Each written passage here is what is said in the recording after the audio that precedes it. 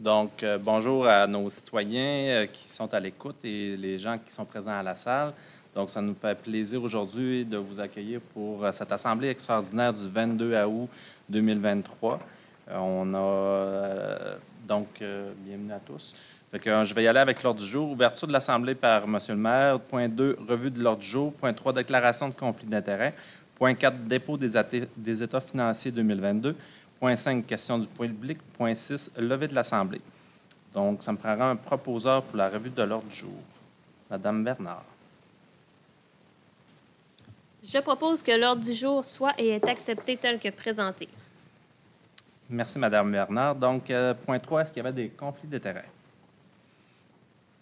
Merci. Donc, l'activité principale de ce soir pour l'Assemblée extraordinaire, c'est le dépôt des états financiers. Donc, je vais sans plus tarder passer la parole à Mme Watt de Mallette.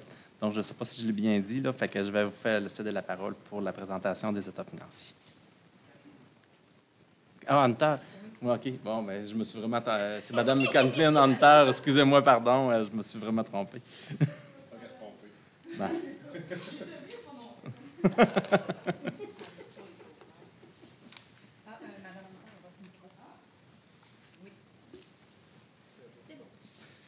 Correct? Oui. Donc, bonsoir. Kathleen Hunter, directrice en certification chez Mallette. Donc, je suis responsable du dossier de la Ville de Normandin. Et c'est moi qui vais vous présenter les états financiers ce soir pour l'année terminée le 31 décembre 2022. Ça va être la version sommaire des états financiers. La version complète sera disponible sur le site Internet de la Ville un petit peu plus tard. On n'a pas ici le rapport de l'auditeur, mais je tiens à vous mentionner que le rapport de l'auditeur est sans réserve et les états financiers sont conformes aux normes comptables. Il n'y a pas d'anomalie qui a été retracée, donc tout ça est conforme aux normes. Donc, au niveau de la première page, sommaire des résultats à des fins fiscales consolidées. Dans le fond, on va se concentrer, là, les états financiers sont consolidés, ça inclut des organismes qui sont contrôlés et des partenariats. Donc, on a le site touristique de la Chute-à-Lourdes et la Régie Géant qui sont dans les organismes contrôlés. Par contre, ce soir, on va se concentrer vraiment sur la portion administration municipale le plus possible. On est ici pour parler de la Ville de Normandin. Donc, je vais me concentrer pour la première page. Dans la première colonne, je vais la comparer, la 2021, avec la troisième colonne qui est administration municipale, réalisation 2022. Donc, au niveau des revenus de fonctionnement, on en a eu cette année pour 6 704 601. Donc, une augmentation de 200 321 comparée à 2021. On va voir un petit peu plus loin le détail de tous les revenus. Ensuite, au niveau des revenus d'investissement, encore une fois, on va le voir en détail plus loin un petit peu. On en a pour 289 990, pour un total des revenus de 6 994 591. Au niveau des charges, donc nos dépenses, encore une fois, on va les détailler plus loin, on en a eu pour 7 840 058. Donc, une augmentation de 240 000. Ça nous amène à un excédent de déficit de l'exercice de 845 467. On enlève nos revenus d'investissement qui ont servi à financer des projets, donc 289 990. Ça nous donne un déficit de fonctionnement avant conciliation des fins fiscales d'1 135 457.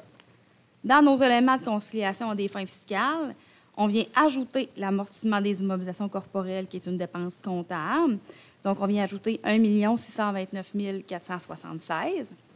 On vient ajouter nos frais d'émission pour notre nouvelle dette, donc notre financement à long terme des activités de fonctionnement, des frais d'émission qui ont été financés pour 15 836 $. On vient enlever les remboursements de la dette à long terme qu'on a faite dans l'année, 317 059. On a fait des affectations pour nos activités d'investissement. Donc, on vient les enlever, 73 296. On va voir le détail aussi plus loin. On a fait des affectations aussi là, dans nos excédents accumulés, donc nos réserves, pour 2 480 $ et des autres éléments de conciliation, donc des petites pertes sur cession, tout ça, des choses qui sont venues jouer dans notre conciliation pour 90 422. Donc, ça nous donne notre excédent, déficit de fonctionnement de l'exercice à des fins fiscales, donc un excédent de 212 402 $ pour la Ville de Normandin en 2022. Donc, à la page suivante, sommaire de la situation financière consolidée au 31 décembre 2022. Donc, encore ici, je vais me concentrer sur les colonnes administration municipale pour parler de la Ville seulement. Donc, je vais comparer 2021-2022, mais surtout me concentrer sur les soldes au 31 décembre 2022. Donc, au niveau des actifs financiers, on a de la trésorerie équivalente de trésorerie, donc le compte de banque, 75 485. Au niveau des débiteurs, donc nos comptes à recevoir, on a 2 821 403 $. On peut noter une bonne diminution par rapport à 2021. On a encaissé beaucoup de comptes à recevoir dans l'année. Il y avait beaucoup de projets en cours l'année dernière et on a eu des encaissements cette année.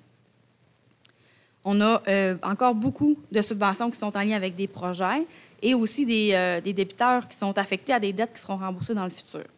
Donc, on a vraiment à peu près 2,3 millions de comptes à recevoir qui sont pour des projets à venir, des projets réalisés avec des subventions à venir à encaisser.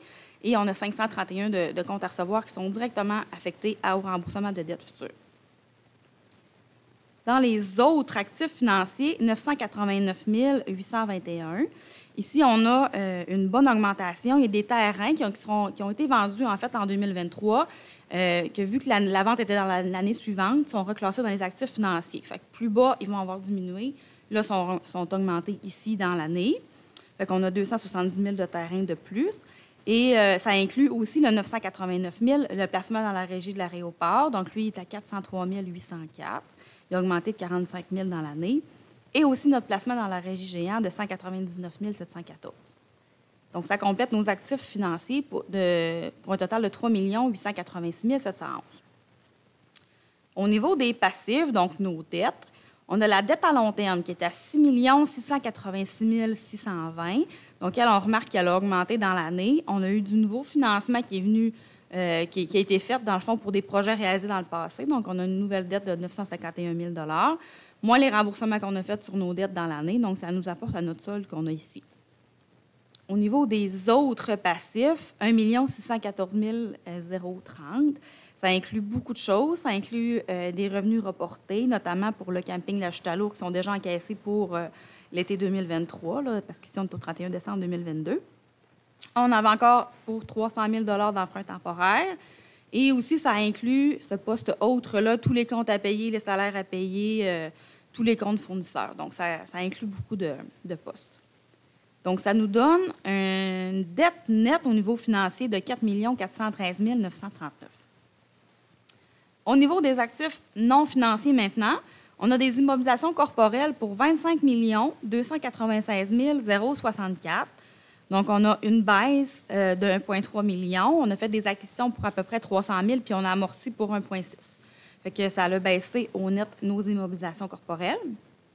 Au niveau des autres actifs non financiers, 499 175. Donc, ici, on a des stocks de fournitures, là, principalement au garage municipal qui est inclus ici, des frais payés d'avance d'assurance et des terrains qui sont pour la revente dans le futur pour 281 000 $. Donc, un total d'actifs non financiers pour 25 795 239. Au niveau des excédents déficits accumulés, donc, on a notre excédent de fonctionnement non affecté qui est à 892 120 $. Donc, c'est notre excédent de 2021 auquel on ajoute notre surplus de 2022 de 212 402 et on obtient notre 892 000 $. On a des excédents de fonctionnement qui ont été affectés à la dette pour 30 000 $, donc on vient de présenter distinctement ici. On a des réserves financières et des fonds réservés pour 96 616. On va voir le détail juste un petit peu plus bas tout à l'heure. On a des financements, des investissements en cours. Donc, on voit que ça a beaucoup diminué cette année. On avait beaucoup de projets qui étaient en fin de projet l'année dernière qui devaient être financés. Donc, on avait 858 000 à financer. Et je vous ai dit tout à l'heure qu'on avait une nouvelle dette. Donc, c'est pour ça que les projets-là ne sont plus dans les projets à financer. Ils ont été financés, ils sont dans les dettes maintenant. Donc, il nous reste seulement 11 038 à financer. C'était pour le développement Marie-Brassard. Il va être financé en 2023, donc à venir ici. Investissement net dans les immobilisations et autres actifs. Donc, c'est tous les investissements qui ont été faits dans le passé cumulés pour 20 373 602 $. Donc, un total de 21 381 300 $. Un petit peu plus bas, détail de l'excédent de fonctionnement affecté et des réserves financières et fonds réservés. Donc, au 31 décembre 2022, comme je vous disais, on a de l'excédent de fonctionnement affecté pour un 30 000 $ pour la dette à long terme. On a aussi des réserves financières et fonds réservés, 96 616. Donc, on a un fonds de roulement disponible de 61 306. On a commencé notre réserve pour les élections qui est obligatoire maintenant pour 3 500 $ ici au 31 décembre. Et on a des soldes disponibles de règlement d'emprunt fermé pour 31 817. Donc, c'est ce qui constitue notre 96 000. Et il y a aussi des réserves dans nos organismes contrôlés. Cette note-là est vraiment juste consolidée, donc ça inclut tout le monde. Nos organismes contrôlés et partenariats en ont pour 48 103, qui nous donne un total de 174 719. À la page suivante, on a le sommaire de l'endettement total net à long terme au 31 décembre 2022. Donc, au niveau de l'endettement net à long terme de l'administration municipale, donc la Ville seulement, on a 6 135 889. Ça se détaille comment? C'est notre dette à long terme qu'on a vu tout à l'heure, 6 686 620. On ajoute à ça le 11 038 de projets qu'on a à financer. On vient enlever nos comptes à recevoir qui sont directement affectés au remboursement de la dette. Fait que ça baisse notre endettement parce que ces comptes à recevoir-là vont entrer pour rembourser notre dette. 531 769. Et on vient enlever notre excédent de fonctionnement qu'on a déjà affecté au remboursement de notre dette de 30 000. Donc, tout ça nous amène à notre 6 135 000. On vient ajouter, pour l'endettement total net à long terme, la quote-part de l'endettement de la MRC qui revient à la Ville. Donc, on ajoute un 3 191 084 $. Et aussi, on vient ajouter la dette des organismes contrôlés. Fait que c'est ce qui nous ramène aux 9 688 923. Juste un petit peu plus bas, le sommaire de l'analyse de la dette. Donc, on reste dans la dette. Ici, on est encore total consolidé. Donc, dette à long terme à la charge de l'organisme municipal. Donc, on a même 30 000 d'excédent accumulé qui est affecté au remboursement de la dette. On a un 6 302 924 qui est à la charge de l'ensemble des contribuables. Et on a des comptes à recevoir qui vont entrer donc à la charge du gouvernement du Québec et ses entreprises pour 531 769. Donc, ça nous donne 6 864 693. Sommaire des revenus consolidés. Donc, tout à l'heure, je vous ai dit qu'on allait voir le détail un petit peu plus loin. C'est ici qu'on va le voir. Donc, je vais encore une fois comparer tout ce qui touche l'administration municipale. Donc, je vais comparer la première colonne avec la troisième colonne. Donc, au niveau des revenus de fonctionnement, au niveau des taxes, on en a eu cette année pour 4 232 423. Donc, une augmentation de 143 000 $ au niveau des revenus de taxes. Notamment, l'augmentation de la valeur des immeubles joue beaucoup pour l'augmentation des revenus de taxes. Compensation tonale lieu de taxes, 494 845. Donc ici, on a une augmentation d'un peu plus de 70 000 $.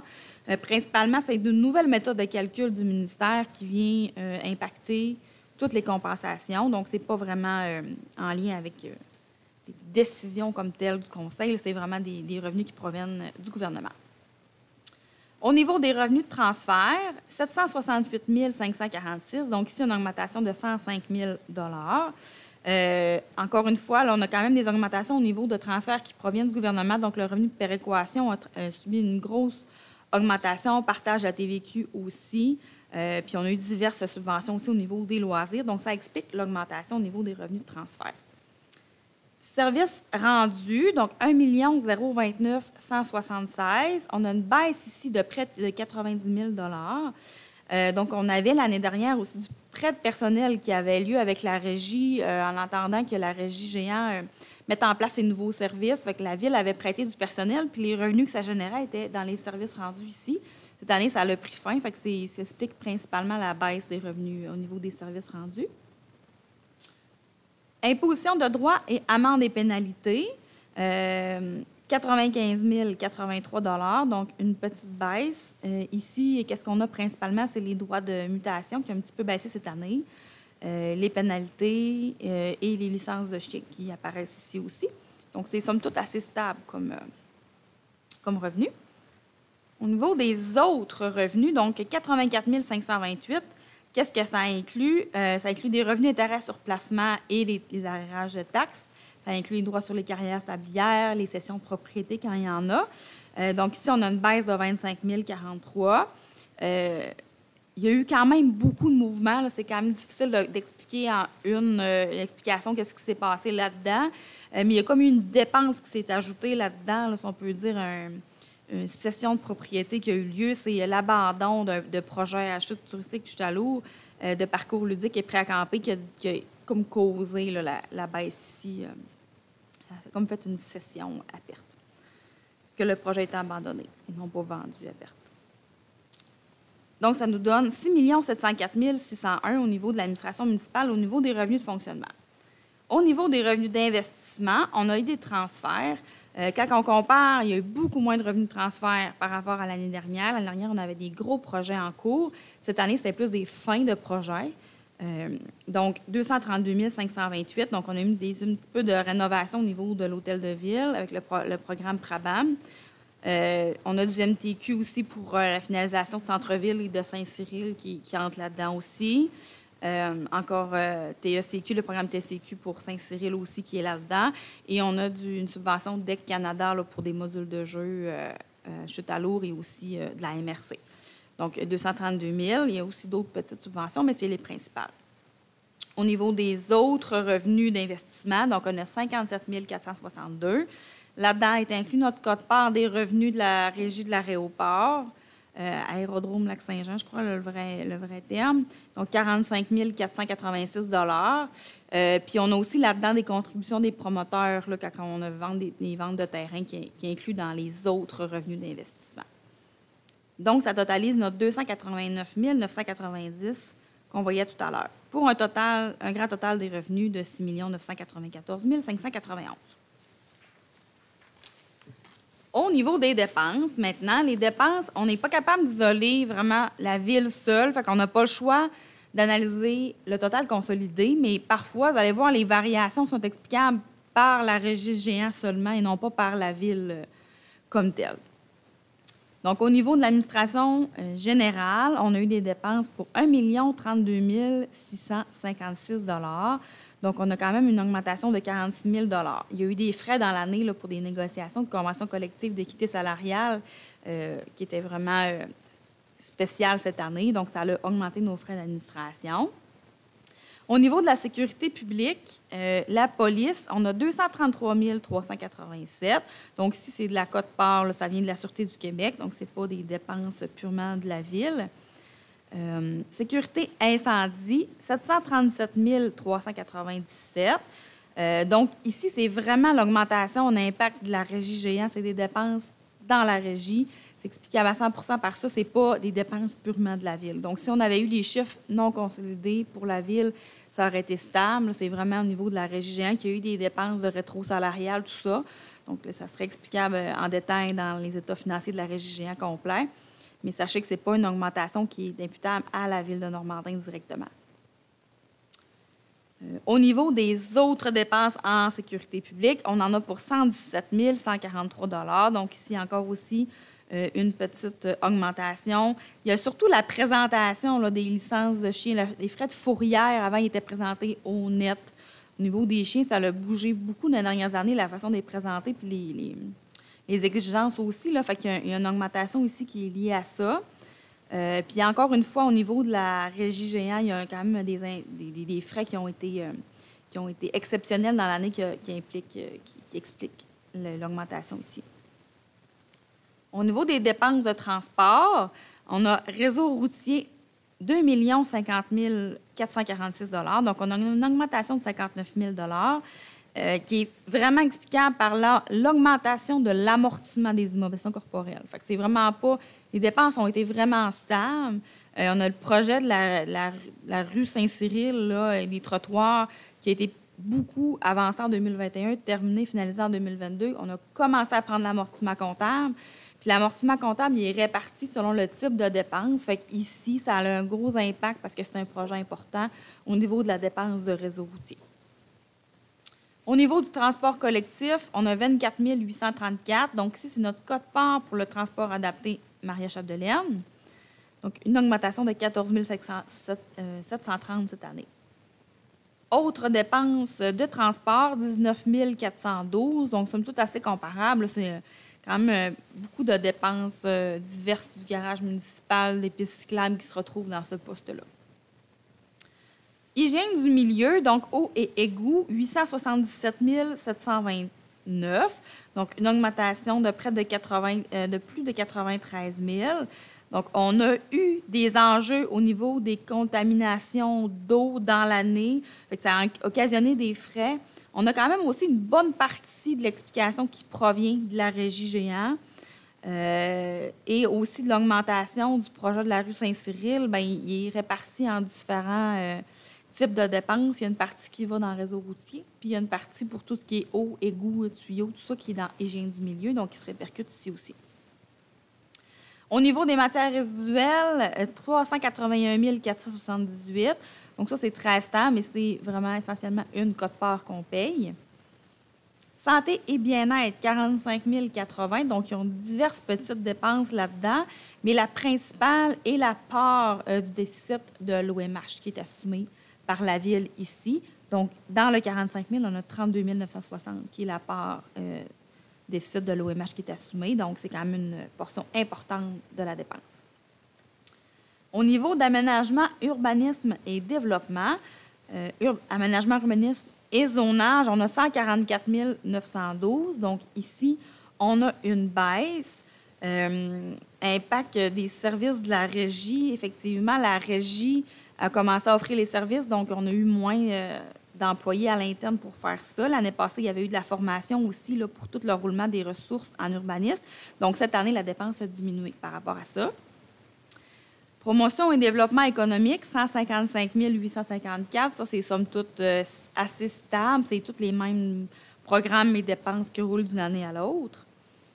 Et dans les autres éléments, 202 037. Donc, l'année passée, c'était le montant qui était plus élevé. Il y avait un arrérage de taxes là, qui était dû à la congélerie, que cette année, on a rattrapé le retard. Donc, le montant est revenu à la normale. On a aussi, cette année, on a inclus là, une perte comptable de valeur sur des terrains qui a été comptabilisés, qui n'impacte pas la taxation ni rien, mais qu'on devait comptabiliser au niveau comptable. Donc, c'est ce qui constitue notre montant là, de 202 037. Au niveau loisirs et culture, 2 55 189. Ici, on voit une forte augmentation par rapport à 2021 quand même. Mais si on se rappelle, 2021, on était encore en année moitié COVID, fait qu'on n'avait pas une reprise complète des activités. Cette année 2022 était vraiment 100% repris. On a aussi l'exercice d'équité salariale qui a amené quand même à une augmentation au niveau des salaires. Donc, tout ça mis ensemble donne notre augmentation. Au niveau des frais de financement, 211 358 $. Donc, on voit que ça augmente. Ce n'est pas une surprise pour personne. Les taux d'intérêt ont augmenté. On a fait une nouvelle dette cette année, donc indirect, c'est évident que les frais d'intérêt vont augmenter. Et on avait, grosso modo, à peu près du 2,3 %, puis on est à 4,45 %. Fait que la dépense d'intérêt augmente. Donc, ça totalise nos dépenses totales pour 8 288 912 $. Finalement, sommaire de l'excédent d'investissement à des fins fiscales consolidées. Donc, vraiment au niveau de nos projets, qu'est-ce qui s'est passé dans notre année. Ici, je suis capable de comparer vraiment pour la ville de Normandin seule, donc je vais le faire. Première colonne, réalisation 2021. Deuxième colonne, réalisation 2022.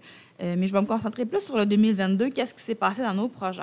Donc, on l'a vu tout à l'heure, on a eu des revenus d'investissement pour 289 990. On l'a détaillé. Qu'est-ce qu'on a fait au niveau de nos investissements? Donc, on est venu acquérir des immobilisations corporelles, réaliser des projets pour un montant de 335 526 $. Quand même plusieurs petits projets cette année. La finalisation de la rue Saint-Cyril pour 84 000 $. On avait des modules de jeu chute à l'eau et diverses infrastructures, 73 000 $. Mais le reste, c'est vraiment des petits projets. On avait moins de gros projets d'envergure cette année. On en avait pas mal l'année passée. Autre investissement, émission ou acquisition, le 45 486, c'est notre quote-part du bénéfice de l'année de l'aérodrome Lac-Saint-Jean, donc l'aéroport. Donc, on vient le comptabiliser ici au niveau de notre investissement. Financement à long terme des activités d'investissement, donc la dette qu'on a réalisée, 865 181. Tout à l'heure, je vous ai parlé de 951 000. Le 865 000 qu'on voit ici, c'est vraiment la partie de la dette qui est à la charge de la Ville. Donc, on a 951 000 de dette totale, mais on a eu des subventions qui viennent s'appliquer à cette dette-là. Fait que vraiment, la partie qui est assumée par la Ville, c'est le 865 000 qu'on voit ici. On a fait des affectations de nos activités de fonctionnement pour venir payer des projets pour 73 296 encore une fois, plusieurs petits projets distincts. Il n'y a pas de gros projets majeurs qui a été financés à même les activités de fonctionnement. Donc, ça nous donne, pour l'année, excédent déficit d'investissement de l'exercice de 847 455 causé notamment par notre financement à long terme qu'on a réalisé cette année. Et ça fait le tour au niveau des états financiers sommaires. Un gros merci, Mme Hunter. Donc, c'est une année qui se termine bien. On parle de 3,2 d'excédent au niveau de nos revenus pour un total de 212 402. Donc, dans les prochains mois, là, on va réfléchir à l'exercice budgétaire par rapport à tout ça. Pour souligner l'excellence de l'équipe de gestion aussi, là, qui ont travaillé fort au courant de l'année. On se rappelle que 2022, là, il y a eu une augmentation assez importante là, au niveau des coûts de l'énergie. Donc, ça a eu un impact majeur. Fait que je pense que notre équipe de gestion a travaillé fort là, pour clore l'année d'une belle façon. Donc, sur ça, je ne sais pas s'il y aurait des questions du public ou des commentaires là, au niveau de l'équipe de conseillers. Si tout est beau, je demanderais une proposition pour la levée de l'Assemblée. Ah oui, ça me prendrait une acceptation, oui, effectivement. Je vais vous faire, je vous propose d'accepter les états financiers. Puis je vais vous proposer la levée de l'Assemblée à 20h26. Bon, bien, merci.